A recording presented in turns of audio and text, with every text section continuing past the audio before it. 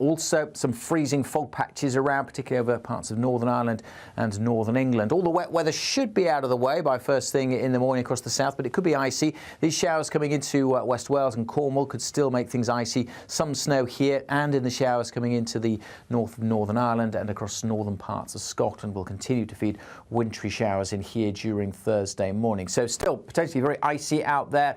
Also frosty conditions and some dense fog patches. But actually for many, it'll be a bright, fine winter's day on Thursday. Plenty of blue sky, plenty of sunshine to be had. Still a few showers grazing West Wales, and certainly more snow showers coming in across northern Scotland. But elsewhere, I say quite a bit of sunshine. If the fog sticks, temperatures may not get above freezing.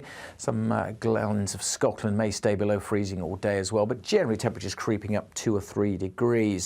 Still pretty cold though, and again a hard frost on Friday morning. Temperatures again like to get to minus double digits in rural spots. Notice though some wet weather coming into the southwest. Again, this is going to be a messy mixture of rain, sleet and some snow coming into parts of Wales and southwest England. Again, many other areas dry and fine on Friday. After a frosty start, temperatures struggling to 2 or 3 degrees for most. A nice bright morning will generate a lovely warm day, right through to the evening. Boxed Solar, sponsors of weather. The latest GB News travel.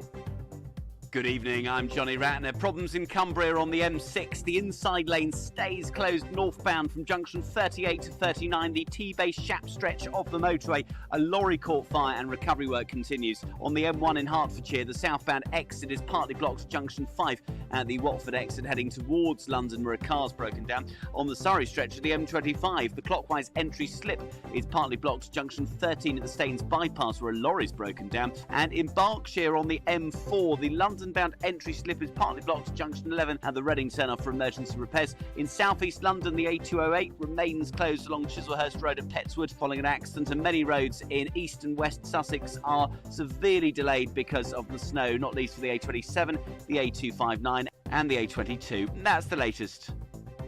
You can stay up to date throughout the day by visiting our website gbnews.com.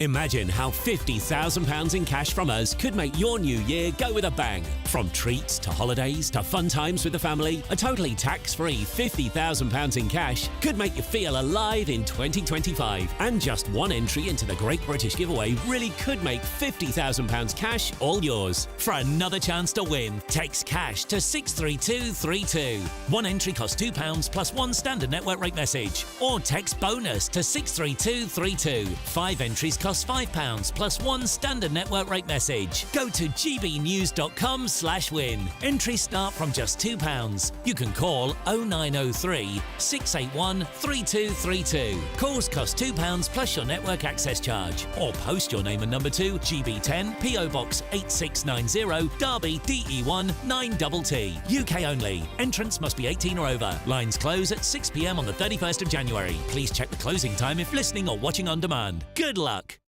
It's Patrick Christie's Tonight, and here we do things differently. It's explaining the absolute madness of this, doesn't it? It's explosive. I mean, this is very good. It's lively. 850. Your government sat there, Sean, and it did nothing. It's controversial. And the Middle East has been in turmoil since before I was born. It's everything you need to kickstart your evening. Everyone's had their Weetabix tonight. I love to see it. That's Patrick Christie's Tonight, weeknights from 9 p.m. Only on GB News, the People's Channel, Britain's news channel. Join me, Nana Akweer, for an informative, interactive news programme with a difference. It's fun. No, you didn't say that, Dave. I'm so surprised. I think there's an element of truth to that. Join me from 3 p.m. every weekend, only on GB News, Britain's news channel. Hello there, I'm Eamon Holmes. Thank you for joining us on GB News, Britain's news channel.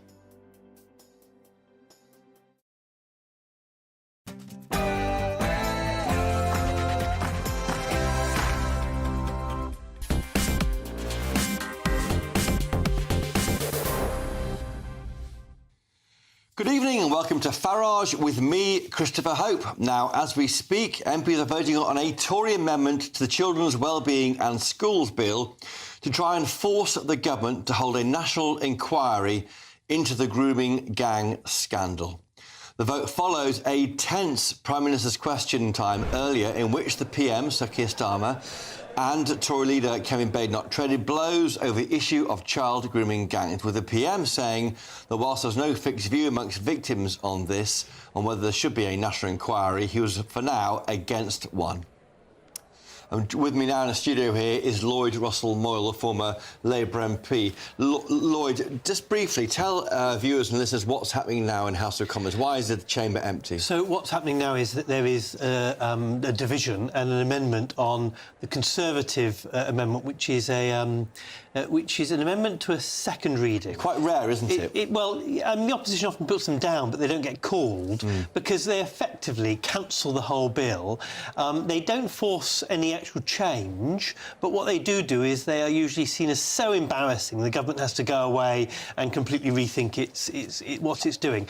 To be fair, the Conservative amendment does have some substantive points about why they don't like the bill, but really they and the Reform amendment that wasn't called earlier on today, yes, both are using this to shoehorn in a slightly different issue, which is the national inquiry, into a bill that actually has cross-party support in a lot of other areas. That's right. So the Children's and Wellbeing in Schools bill looks at lifting educational standards, limiting the cost of school uniforms, stopping children being removed from classrooms. The stopping them being removed from classrooms and homeschooling register. Exactly. That was a bill that the Conservatives tried to introduce in the last Parliament, but ran out of time. It's a kind of Christmas tree bill, and they've attached a bauble on the edge of it, which I read out the wording here, and this is why it's so important. It calls upon the government to develop new legislative proposals for children's well-being at the same time as establishing a national statutory inquiry into historical child sexual exploitation focused on grooming gangs. And that is the point. What it actually does is it burns the Christmas tree and just keeps the bauble. Yes. So that's what this amendment does, and that's why I suspect it won't pass, and you won't see many Labour people voting for it. Because rather than saying we want to add another bauble onto the tree, which is an amendment that you would have in third reading, what this will do is actually just take away the tree and only have the bauble left. But there's political risk, isn't there, to your former colleagues, Lloyd Russell-Moyle, if that happens, because the Conservatives will be saying, here's this MP at the next election, this candidate in the next election, who didn't vote for a national inquiry into the grooming scandal when given the opportunity, and that's, I think, the worry.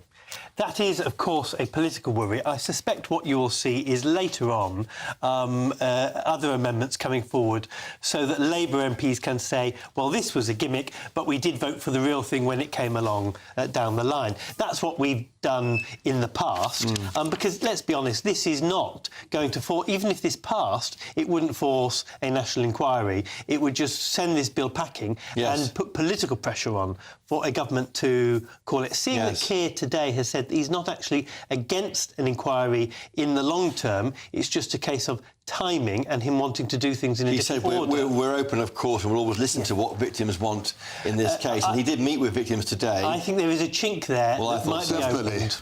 I'm joined now by Kwasi Kwarteng, the former Conservative Chancellor, former Tory MP. Kwasi, how are you? Welcome to Farage. Good to you. What is going? Why didn't your government get on with this? Why are you trying to bully boy the Labour government is doing it? Surely it's on you. I think there were failings in the Conservative government, and that's why Kemi Badenoch has done what she's saying. She's relatively new to politics. She's been there, I think, 7 years. 8 years. 2017. OK, so 7.5. And it's a clean slate as far as she's concerned, and she wants to hold the government to account, which is the job of the opposition. What did you do about it when you were an MP? Which was the job of the opposition. I think I tabled a couple of questions about it. It wasn't something that was a constituency interest. I was absolutely appalled by what had happened. And actually what's happened is that a lot of the details, so the court transcripts, have been released or have been broadcast. And that's what we base our reporting on at GB News. That's right. That is why it's hard to argue. When we say 50 towns were affected, not just the 6 mentioned or even looked at in J, we are saying there's court evidence, sworn evidence. And that's why this issue has become so much more toxic and powerful once the actual appalling incidents, the transcript of those incidents was broadcast. Is there a failure, do you think, Lord Russell-Moyle, just on Westminster? Turning a blind eye. I mean, he's been pushed very hard by Elon Musk, hasn't it, of course? And that's, annoying probably for people in power in government, but he's right, isn't he? I don't think anyone can deny that there has been a huge failing on this issue for a generation, sexual abuse of children more broadly, and this particular targeted issue, which is about gangs grooming particular groups of people, usually from particular... White girls usually, by Pakistani men. I mean, that's... Well, let's say it. Usually white girls, but sometimes other girls as well, and almost always Pakistani heritage men. And that's what was so toxic about it. That's why people did... I mean, Anne Cryer put it very well. She said people didn't want to be denounced as racist. No. And the knee-jerk default was, forgive me, was political correctness. It's not easy politics, because we are talking about things which involve race and culture, sex abuse, and children. Yeah. And it's, you know, it's horrible. In a sense, all of Westminster has sometimes looked away, frankly. But I think it is just like when we have seen other sex-based scandals in the Catholic Church, in other organisations, that actually it does take a long time and people are very nervous about getting involved. So I think now it's that similar. it has been blown open, I think that actually you will see more action being taken. And I think actually we're kind of arguing over what should come first. Should we have an inquiry first, or should we implement the recommendations we know have been agreed so far and then do an inquiry later on? So that's the 20J recommendation. Yes. That's right. So I think we're pussyfooting around an issue, OK? Yes, Catholic priests abused kids and all of that, but here we had it's communities which were quite divided racially. There were a lot of racial tensions before all of this happened, and there was a feeling, I think rightly, that authorities didn't want to go there. They didn't want to get involved because they didn't want to stoke up those racial tensions. Now, my own view has always been that justice should be blind. Justice should be specifically colourblind. And it doesn't matter who perpetrates the crime in terms of ethnicity or their background. The job of justice is to get criminals and summarily put them to justice. That didn't happen. And the reason it didn't happen, I'm afraid, was because people were worried about the multicultural, ethnic angle, and they didn't want to be denounced as racist. I was in the House of Commons today, obviously watching PMQs, and when you see the PM called it, so Kemi Badenoch, she called it a national scandal. It is. Rachel Reeves shouted shame at her. It is a scandal. It's a national scandal. That wasn't accepted by Keir Starmer. He accepted it's a bad scandal, a national scandal. It's a terrible scandal. To what extent, though, is there a bandwagon effect? Keir Starmer used the word twice at your former leader, Kemi Badenoch. Is it a bandwagon? She's not my former leader. I mean, I was a former MP. That's right. I think you might be a Tory now. I've no idea. If you're not, please tell our viewers. I think you're a Tory, and she's the leader of the party. She's the leader of the party. She's not my former leader. She is my current leader. Okay, she's your leader, right? So she was bandwagoning. So look, is that correct? I think. So there were a couple of things, and I want to be even-handed with Keir, who I know personally, and I have, on a personal basis, I got on quite well with him in the House. But I think he made a massive misjudgment yesterday when he assumed or asserted that people who had raised this as an issue were jumping on a far-right bandwagon. That was Monday, and he said he's talking about politicians, not people. Yeah, but even so, for a politician to raise this as an issue of concern is not them jumping on a far-right bandwagon. Because the implication is that this is just exclusively a far-right issue, which it isn't. It's quasi... The rape of children is not... It certainly isn't. Protesting against that is not a far-right... It certainly isn't. Lloyd Rossmoyle, as a guy from the left, is quasi-quatang right. By saying it's a right-wing issue, it's trying to shut down conversation about young girls being raped. That's right. I don't think that's what Keir said. I think that what he said was that there are a few people...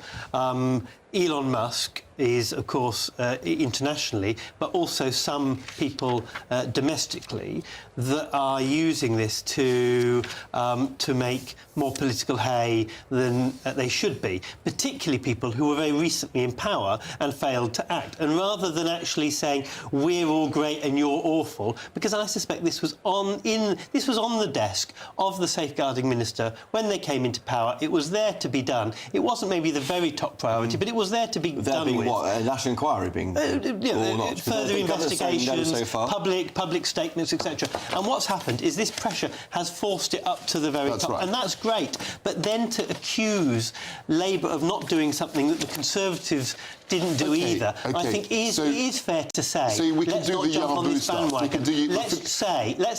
Let's approach this more like we did with Hillsborough, for example. Say, actually, we apologise. No, but it's not about the bandwagon. All politicians have failed on this over the last number of years. You've been what very we need to do is now take some clear action. But the point that people are very offended by is when he said it was the far... He didn't say jump on the bandwagon. He said jump on the far-right bandwagon. Yeah. And the implication of that, OK, he did make the distinction between politicians and people, but the implication of that was that somehow this was an issue that had been exclusively owned and commandeered by the far-right. Well, I was there. I told the PM it's not a far-right issue. It isn't. It isn't. I mean, it's not a far-right thing. There's a letter here to this. Amanda Soloway, your former colleague, MP, she wrote a minister in my department. Well, she wrote in September 2022, not in your department, in the Home Office then. She says that we want individual authorities and towns to do this, not a national inquiry. If you were in power now, had you won the election, or if the election was not being held, would you have held a national inquiry? So that letter is very interesting. I think there should have been. That letter is very interesting because that suggests to me that that was the official advice. That was the official advice, and I'm sure they would have given Jess Phillips the same advice. So that makes sense. I haven't seen the letter before. That explains why she took the position she did. But in our system, ministers, as I've done, and you know about that, can overrule officials. Yeah. And in this instance, I think the minister, possibly even the Secretary of State, should have. So it needs bravery amongst elected politicians. They should have gone for the national. There's nothing that stops local inquiries happening now, and actually, I think we should. If Oldham's keen on an inquiry, there should be an Oldham inquiry. But they've asked for a national inquiry. But there's nothing to stop local inquiries.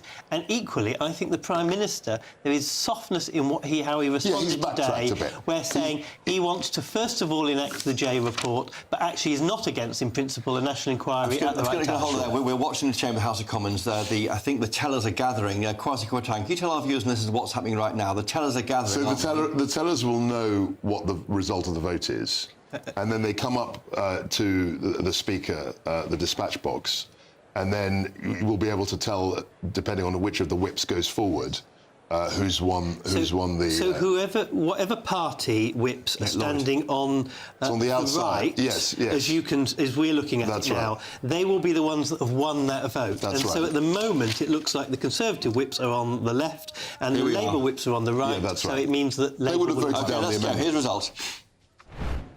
The ayes to the right, 111. The noes to the left, 364.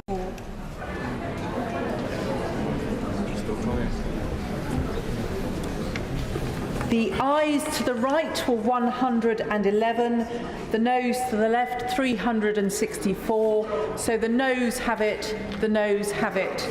Unlock.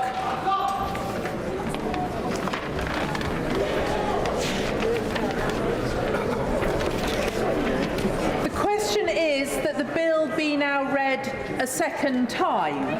As many as are of that opinion say aye. Aye. Of the contrary, no. No!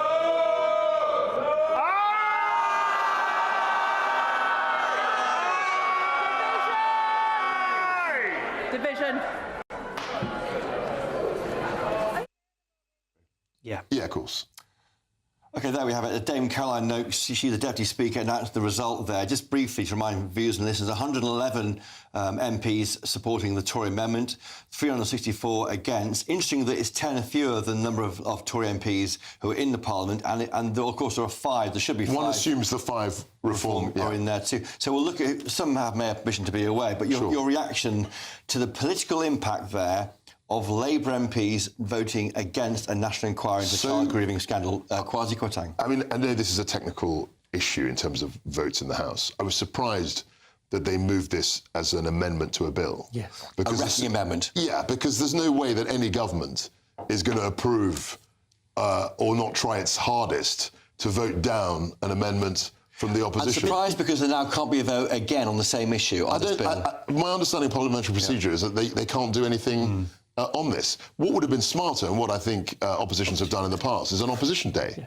where essentially there's a vote, and it's not a binding vote, but it's a vote, and MPs will be held to account in terms of how they vote for. And the most effective, forgive me, in my time in Parliament, some of the most effective opposition motions were opposition day debates. An opposition day debate is what this should have been, because there you would have seen people peeling off, pressure put on. This was a wrecking amendment. A blunderbuss, really, wasn't it? Because what would have happened is the bill contained lots of safeguarding measures to protect children, to, for example, make children safer in children's homes. And so if the bill had fallen, the government had to pull all the stops to make sure the bill went through, because it's to protect children. To save the bill. Well, but Lord the damage here to your former colleagues in the Labour Party, your former Labour MPs, is that they have voted, the Tories will say, against a national grooming inquiry. And is that damaging for your colleagues in the party? I think there will be a big operation to explain to the public that there was never any possibility of a national inquiry based on this amendment, even if it had passed. That the bill had to pass because it contained safeguarding protections for children. And there will be another opportunity to do so. And I suspect if Labour brings forward an opportunity where they can vote for something, that will neuter it by the time the election comes around. So typically, I was very surprised. I mean, I only found out today that this was the second reading would happen today, and I was very surprised that they sort of pegged the vote on this. But they're using the pressure building bills up over the weekend. There's no way the government has to get its bill through. If the bill had fallen, that would have been a massive deal. And a lot of this bill is based on I know. Yeah, I mean, I'm not from the last government. I'm going to join me now is online grooming expert and former Met investigator John Taylor. John, welcome to Farage. What is your reaction right now? What is your reaction to MPs there not voting in favour of a national grooming scandal inquiry? I feel, slightly. I feel for the survivors here, because that's where a lot of the pressure has been coming from, and certainly some government officials in some local councils, as we well know. But of course, when the vote was, nobody really expected the vote to go any different way. It wasn't a free vote; it was a whip vote. Straight away, that means they're going to vote for their parties, they're going to vote for their leaders, etc. But I think what people must understand is that what people are calling for, and includes some of my ex-colleagues, say there should be a national inquiry. It allows far better understanding of the methodology, the typology of offenders, and of course the victimology. That's never really been discussed. If you look back at the recommendations from Baroness J, the fact is it goes through many recommendations, but doesn't actually discuss what everybody's been talking about. And then what we've got to understand is that we talk about people in public office. Well, this comes down from the top. You won't have detectives, you certainly won't have survivors who are, holding their tongue to say, well, this is what's happening, this is who's committing the offences, and this is how it's happening. What this happens, it feeds down from the top. So you've got senior officers who are saying, hang on a minute. You've got senior public officials within Crown Prosecution Service saying, we won't push this, we won't prosecute, we won't mention this because of. You don't get this at the ground level. So my immediate reaction is, one, I'm not surprised because it wasn't a free vote. Two, I feel sorry for the survivors. And three, yet again, what we all talk about, what the public are aware of, isn't actually being discussed. And I think that's a shame. John Taylor, do you think that survivors, victims do want to have an investigation? The PM said today in the House of Commons that they are in a different place on this. There is no fixed view, he said, and he did meet with an unknown number of rape gang victims today, we are told by Downing Street. I should also note Kevin Bade has not met anyone involved in the scandal yet. Do you think that they do want to have an inquiry, or is the government right that maybe, let's get Baroness J's report, all 20 recommendations implemented? Yeah, I think yes, they do, is the answer to your question, Christopher. The recommendations, this began in 2015. If you go through the recommendations, then, what we know is there's going to be accountability, support, etc., and this thing called cultural change. What there has to be is some honesty here about, well, let's look at the grooming. Now, please, the grooming aspect of this, we're not talking about online grooming, we're talking about real grooming in real life within these cities. Why these young girls are being victims? Because they're vulnerable, they're coming from a vulnerable background, they're being deliberately targeted. You're actually looking at small organised crime groups here, because there's money involved, there's finance involved. It is the sexual abuse of these young girls, but there's money involved. And so if you imagine this organised crime group, well, that's what needs to be discussed. We've got to discuss that side of it. Is the point about a national inquiry, a public inquiry, that if it's judge-led then the evidence is sworn on oath, and no one can say you must attend and give evidence truthfully, and it can go anywhere. It can look at the role of the CPS, maybe even the DPP at the time, Sir Keir Starmer, senior police. Is that why it's different to what Baroness J has done? Exactly, because they have to stand there on oath and say this is what was discussed. Because most most investigations that would have carried out, there's going to be some sort of documentation. There's going to be people saying this is the decision I've made. They might not have said it on pen and paper why exactly, but that's what they need to discuss, exactly what has happened here. We're now talking, coming up to 20 years of what all these investigators and these survivors have gone through. So that's why it needs to be a national inquiry. So people will say, and quite specific to the area of the actual offending of these individuals, who they are, why it's happening, who these organised crime groups are, rather than the great recommendations by Baroness J, but that's far more for the whole area of child sexual exploitation. Right. Mm-hmm. We need to discuss and find out what was actually happening with these cases of grooming within these cities. And just finally, they feel let down, victims, in your view from this. As I say, the PM says there's different views on this, no fixed view, he said. For me and Lord Russell Moyle, that did open the gateway, I think, to ordering some form of inquiry in the future. Do you think, though, that victims watching GB News tonight would be feeling deeply let down by the Labour Party and its MPs? Yes, 100%. I mean, I've had the pleasure of meeting some victims over the time, and yeah, they want to be heard. They want people to be honest and say, well, why was this hidden? We know there's been failings. We know we can get support, they've told me, but come on, let's actually discuss it as it is. Let's be honest about what's happening within these cities to allow such awful abuse being taking place on these vulnerable children. And why do you think there's been such a nervousness about this? Is it because of the issues of race, culture, community divisions, as Kwasi Kwarteng was saying earlier? Is that why? And the victims have been overlooked? Yeah, Kwasi's quite right, and this comes from everything, from within politics regarding we don't want to lose certain votes from certain sections of society. We also don't want to be labelled. We don't want to be cancelled. We don't want to be called. And yet suddenly now it seems okay to say, oh, that means you're far right. No, it doesn't. We just want honesty. We want to know exactly what's happened, to be able to make sure, because what this allows police officers and detectives to do in the future is to be able to go in and do an inquiry without fear of losing or being moved away from their position because of this. Listen, John Taylor, online groom expert and former Met investigator, thank you for joining us tonight on Farage on GB News. Now, joining me now is that man himself, the leader of Reform UK, Nigel Farage, live from Westminster Hall.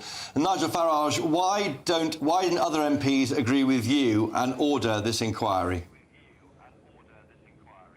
Oh, because Parliament is completely out of touch with the country. I promise you, this is the biggest conversation that is going on in family homes, in pubs, in clubs, all over the country. People are outraged, as we learn. And by the way, of course, Charlie Peters of GB News, who I mentioned in the House of Commons today, has done so much incredible work on this.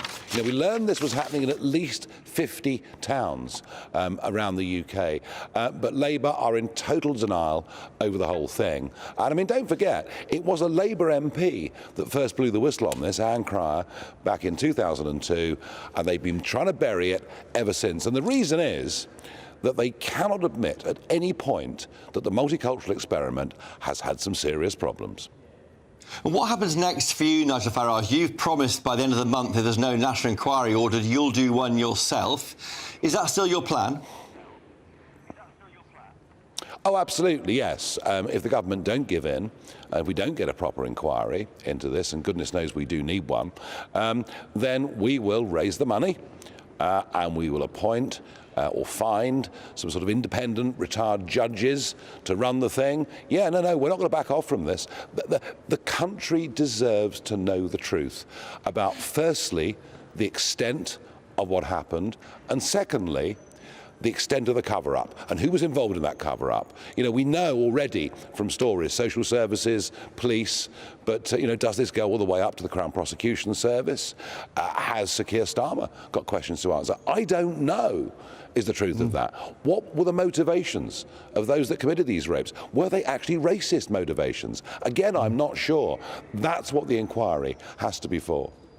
And you said there you'd raise the money. Now, that draws the eye to Elon Musk, of course. Now, he's been tweeting a lot, dozens of times about this issue, hasn't he, from in America. He's been, in fact, messaging or telling people here to email their own MPs and tell them to vote for this Tory amendment today. And you're seeing on screen the Elon Musk amendment. Would he put the money up for a Reform UK independent inquiry into the child grooming scandal?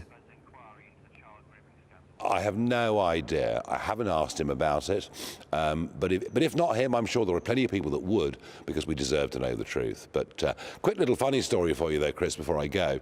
The final bill, this new, child protection and education bill, we voted against, the five of us. There were two from Northern Ireland that voted against, and the Tories abstained. And because there were no tellers, our votes don't count. So, I don't know. This place needs a bit of shaking up, in my opinion. You could have put some tellers forward. I've been told here by the former MPs in this year, you could have put your own tellers forward, Nigel Farage.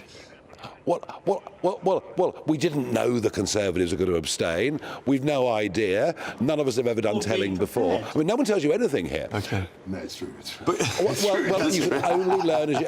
Anyway, Yes. I tapped my vote, but apparently my vote doesn't count. So there we are. No, he's right. It's a big concern, though. I mean, how much money would you want to raise for your... Going back to the issue at hand here, how much money would you need to raise to get your inquiry going? And how would you ensure that it's taken seriously and isn't dismissed by the Labour government by saying, well, it's just Farage on his hobby horse there? Well, here's the common thread that I've got. One of the reasons this got as bad as it did and went on as long as it did is that the girls that spoke out simply weren't believed. And I've got buckets of emails coming in from all around the country from victims and the families of victims saying nobody has ever properly heard their side of a story. I see no difficulty at all in getting victims and their families to come and speak about what happened. Obviously, we would not have the power of subpoena. Whether we get social services or not, do you know what? I reckon there'd be retired social services, retired police officers that would come and speak and would tell us the extent of the cover-up. We need to know the truth. Would it cost quite a lot of money? A reasonable sum of money. But you know what? This inquiry, there's no reason why it can't be done and dusted within a year. And just finally on this issue, have you met them? We know that the PM, Sir Keir Starmer, met earlier today with victims. Kevin Badenoch has not met any victims of this scandal. Have you met them?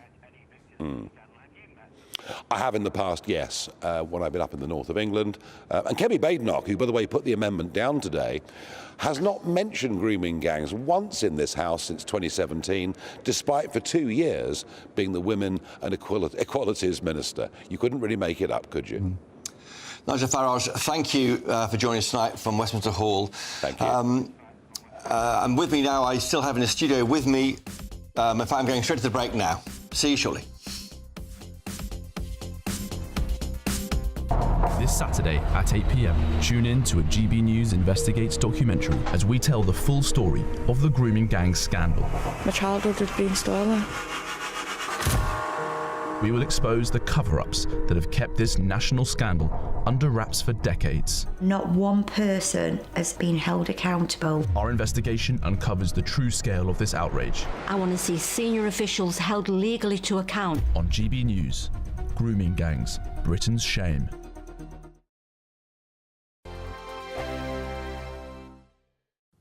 Hello again and welcome to the latest update from the Met Office for GB News.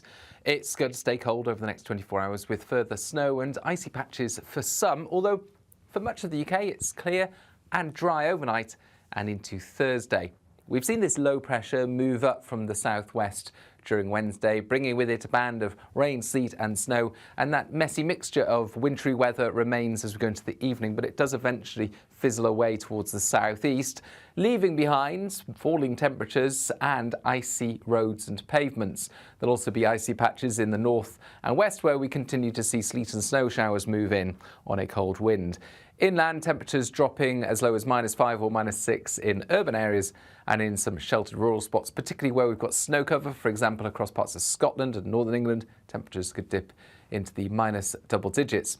So widely a cold, frosty and in some places icy start to Thursday.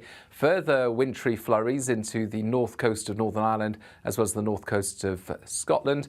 1 or 2 there for North Wales as well as northwest England. But for the vast majority, actually, it's a fine start to the day.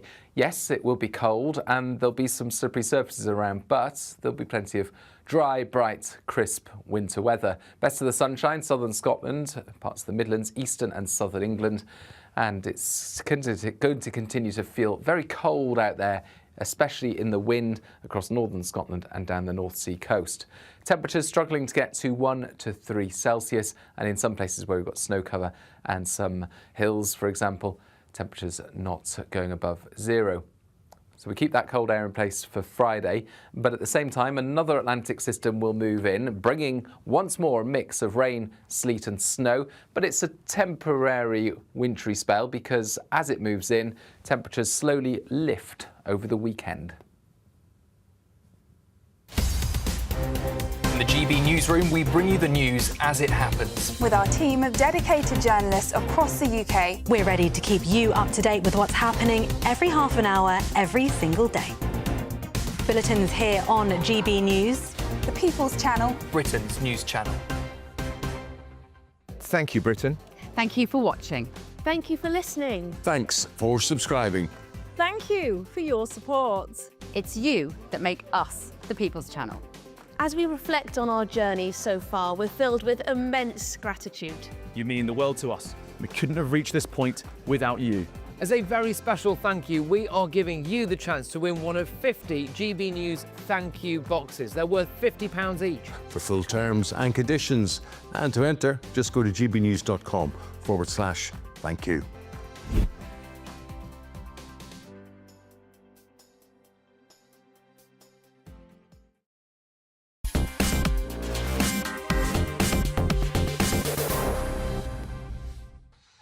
Welcome back to Farage with me, Christopher Hope. Now, joining me live from the Westminster Hall is Barry Gardner, Labour MP for Brent West. Barry, thank you for joining us on Farage tonight. Why didn't you vote in favour of a national inquiry into the child grooming scandal? Well, of course, I voted in favour of taking action to protect children, which is exactly what the bill that was before Parliament today has done.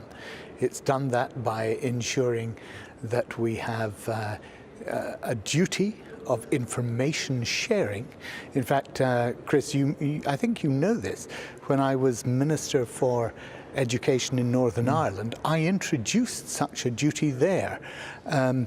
So there were many aspects of this bill that I was very pleased to vote for, and not least, of course, actually reducing the cost of school uniforms for families, which is very important. But real safeguards that were contained in the provisions in this bill. Now, what the amendment did was it actually basically just threw the bill out.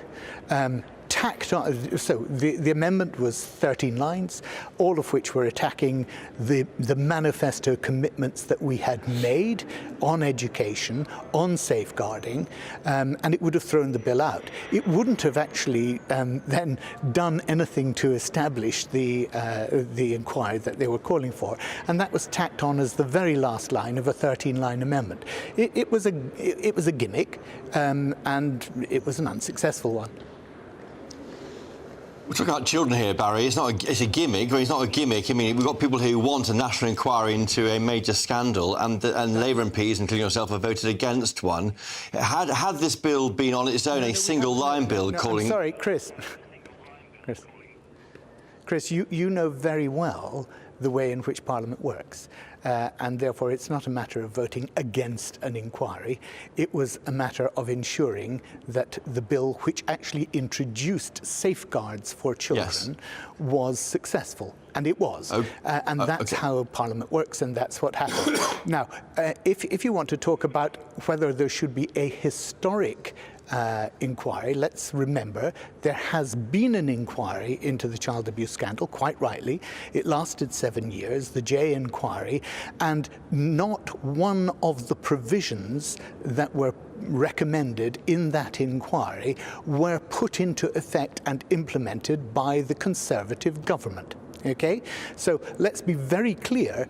They had that inquiry, they had the recommendations, they did not implement them. That's why it was important today to get on and implement some of those recommendations. Now, I am very happy to have an inquiry that looks at the systemic, the historic, and seeks to apportion blame.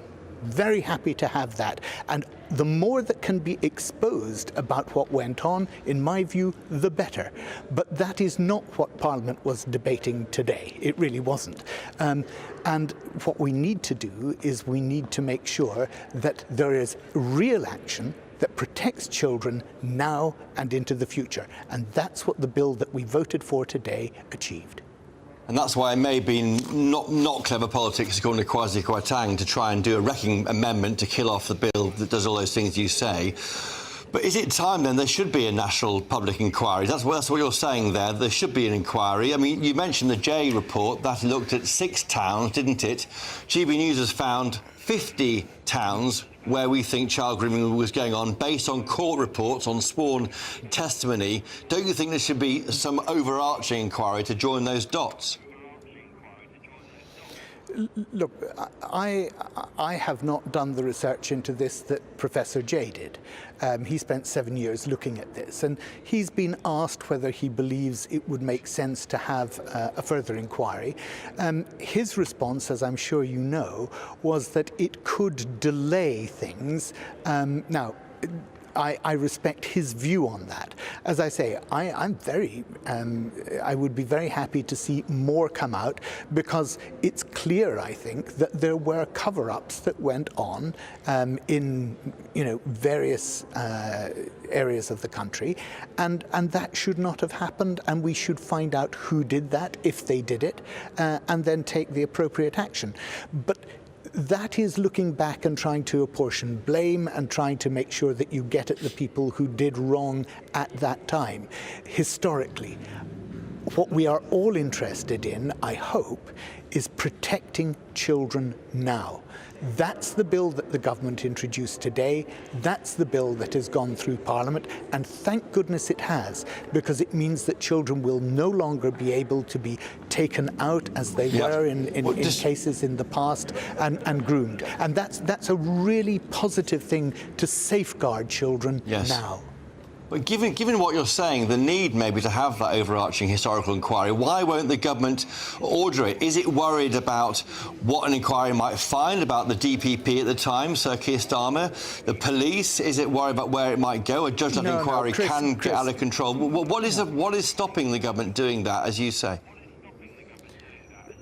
Well, my understanding is that it is because respected voices who have spent years looking at this, like Professor Jay, have said that they believe that it could be an incubus, it could be counterproductive. Now, I must take you up on your attempt to smear Sir Keir Starmer on this when he was DPP, because the Jay report makes it very clear that what he did as DPP was innovative, and he brought in the protections and the clarity that was needed in the system of prosecutions to make sure that there could not be the ignoring of what was going on for reasons of political correctness or anything like that. He cut through that as DPP. So I think it's really wrong to try and smear him in any way. No, I wasn't trying to. I wasn't trying to smear him.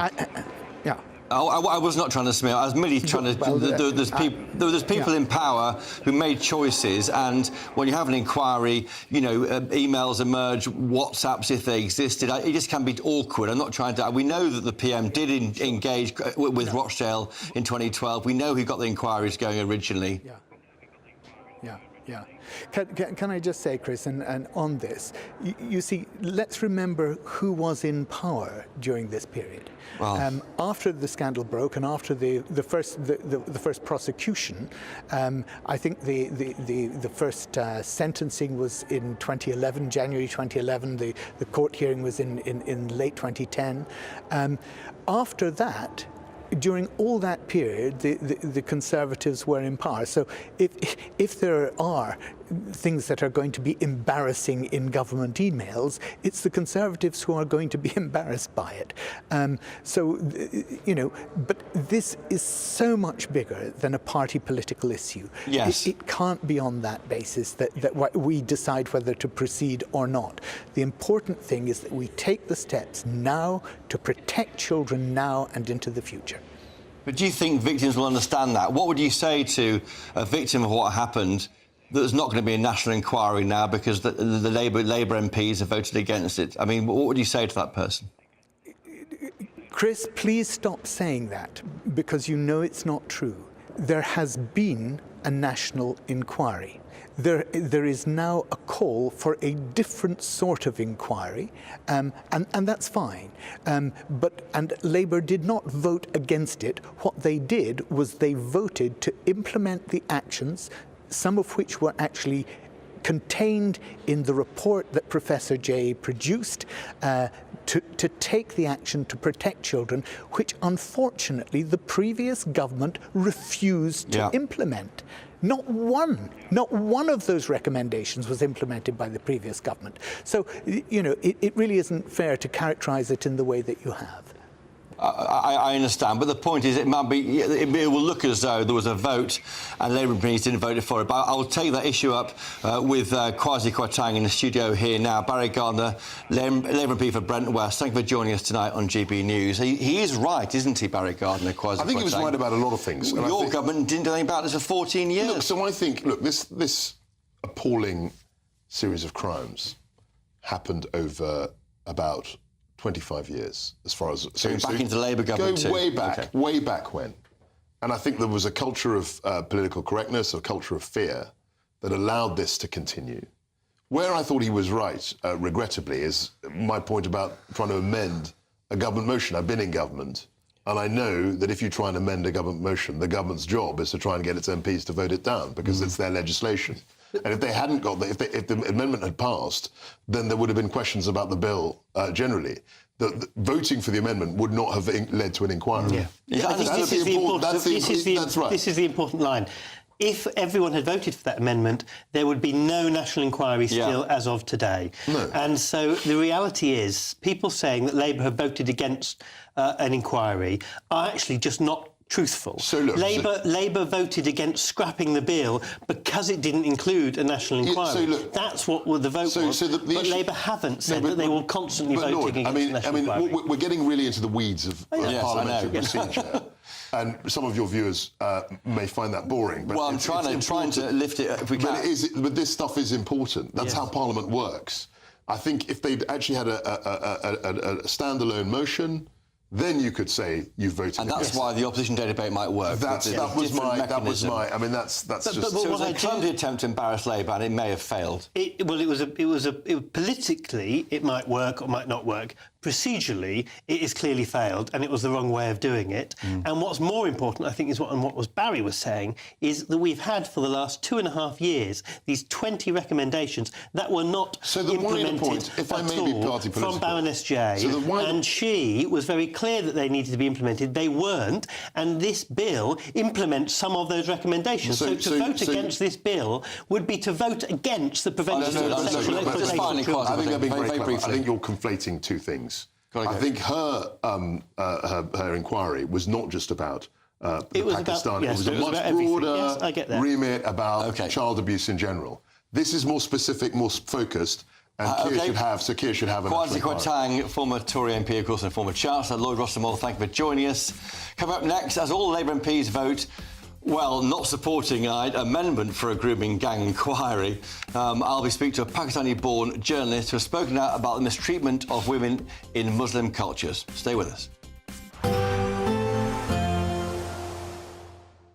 Can't wait to get in that sea. Lovely and warm. Just like the feeling of having great travel insurance. All Clear Travel Insurance sponsors GB News Travel Destinations Forecast. If you're looking to escape the cold weather in the UK and find some winter sun, well, you're in luck. Fine for many parts of southern Europe. And it's looking like there'll be some warm sunshine for the Canaries as well as Madeira. But for Portugal and Spain, particularly towards the north, there'll be some showery rain, more especially parts of the south of France seeing some wet weather. Snow for the Alps there, showers for Italy, and indeed there will be some showers across parts of Greece during the next few days. All Clear Travel Insurance sponsors GB News Travel Destinations Forecast.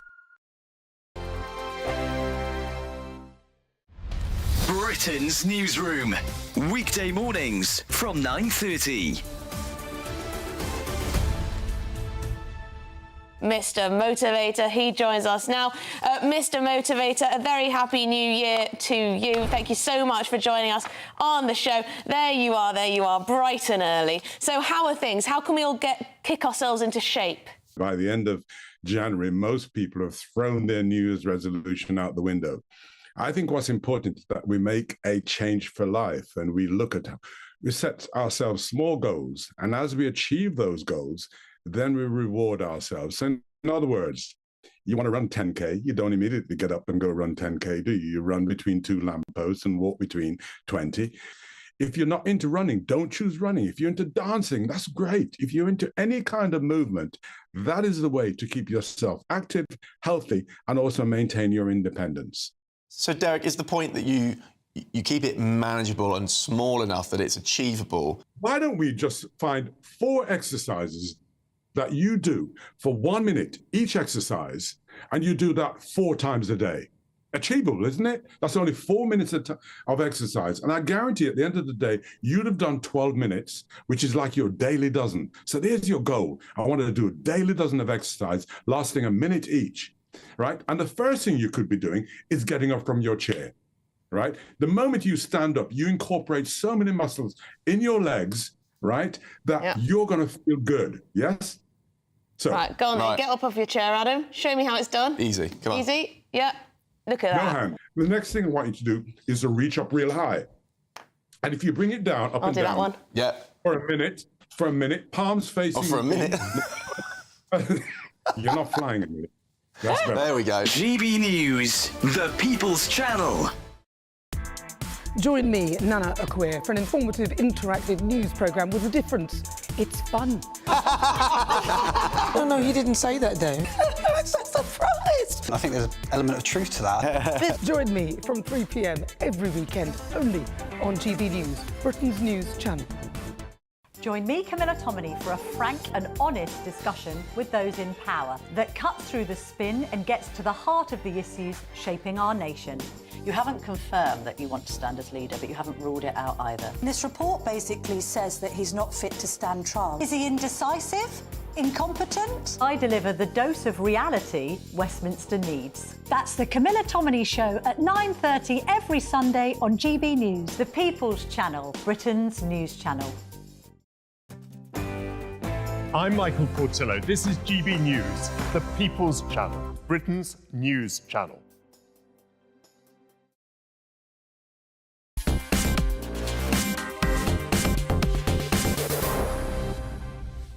Welcome back to Farage with me, Christopher Hope. Now, my next guest grew up in a deeply religious household in Pakistan, where she witnessed firsthand how conservative cultural and religious attitudes often relegated women to second-class status. Today, she's a fearless voice exposing how these same toxic mindsets have taken root in parts of the UK, enabling the horrific grooming gang scandal. With courage and clarity, she challenges the dangerous silence around misogyny within certain British Pakistani communities and the failure of our leaders to confront it. Joining me now to discuss this is Khadija Khan, the politics and culture editor at A Further Inquiry. Welcome to you, Khadija. Great to have you on. Thank you. Before we start, I want to play you some striking remarks from Robert Jenrick. He's the Shadow Justice Secretary. Here's what he had to say. Seen millions of people enter the UK in recent years, and some of them have backward, frankly, medieval attitudes to women. Khadija Khan, what do you think when you heard Robert Jenrick say there were medieval attitudes amongst some Muslim Pakistani men? I was born in a very religiously conservative society, and there are certain beliefs and attitudes which stem from religious discourse and which are very much inherently discriminatory and misogynistic. And I was told to behave in a way which is very much different from, men in the same society. I was not given the same freedom or afforded the same freedom that other men, they would enjoy in that society. Then these beliefs are very much ingrained in that society, and people, they try to, recklessly I would say, they try to separate religion and culture. However, I can say it like with conviction that there is no culture that can sort of survive in an Islamic society outside the framework of a religion. So that culture and that Islamic society, it's very much, embedded into this belief that a woman should not be given an equal status in the society. And of course, here in the UK, many people, they don't want to discuss this uncomfortable truth. Is it time to challenge that difficult conversation in some of our communities, because that appears to allow the horrible things we've been seeing with this scandal? Denying that there's this mindset which is vile and misogynistic that stems from the religious discourse is not enabling this abuse of women within the community and outside of the community is a travesty of justice, I would say. We need to understand that such misogynistic attitude and vile ideas about women, that what kind of women deserves to be respected, and what are the conditions that women, have to comply with. And if she doesn't comply with those conditions, that how you can discipline those disobedient women. So these kind of things that do exist, and denying that they don't exist, and they should not be discussed because we have this fear that we may offend certain sections which are very much conservative and radical in their view of how to treat women in the society. So is it time that politicians didn't worry about offending sensibilities and think more about the victim?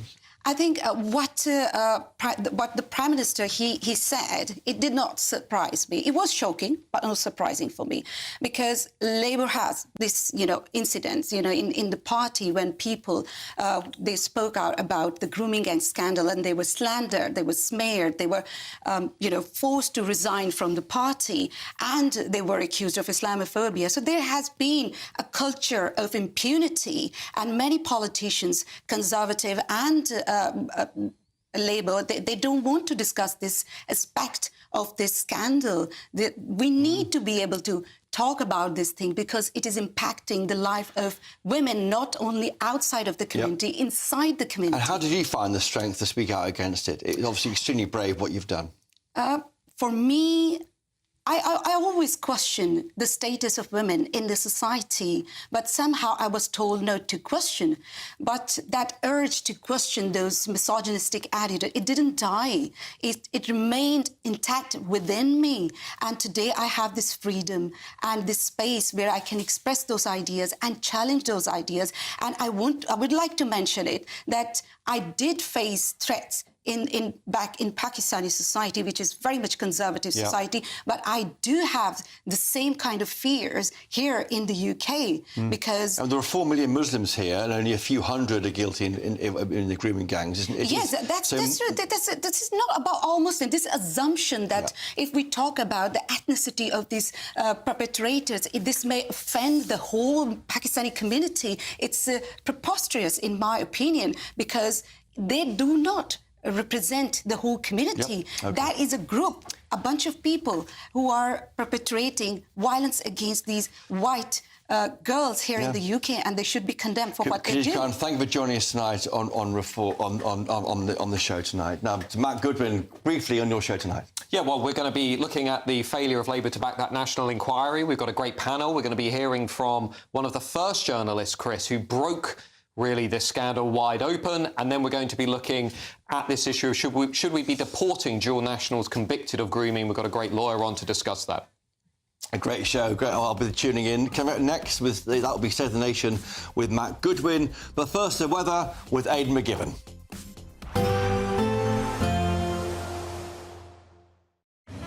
Even though we'll see a cloudy start, it'll be a bright outlook for the rest of the day. Boxed Solar, sponsors of weather on GB News. Evening, time for your latest weather update from the Met Office here on GB News. The wintry weather continues to cause some problems. Met Office warnings remain in place. Snow across the south, an amber warning across parts of the southwest during this evening before it all starts to pull away. But some sleet and snow still falling across the southeast well into the night before that edges away. Snow showers coming in across northern Scotland, the north of Northern Ireland, likely to turn things icy. And then some wintry showers later in the night filter into western parts of Wales down towards Cornwall. For many, it's just a dry night, a clear night and a very cold night. -4, -5 in towns and cities, rural spots getting to minus double digits. So a very cold, very frosty start. Also some freezing fog patches around, particularly over parts of Northern Ireland and Northern England. All the wet weather should be out of the way by first thing in the morning across the south, but it could be icy. These showers coming into West Wales and Cornwall could still make things icy. Some snow here, and in the showers coming into the north of Northern Ireland and across northern parts of Scotland will continue to feed wintry showers in here during Thursday morning. So still potentially very icy out there. Also frosty conditions and some dense fog patches. But actually for many, it'll be a bright, fine winter's day on Thursday. Plenty of blue sky, plenty of sunshine to be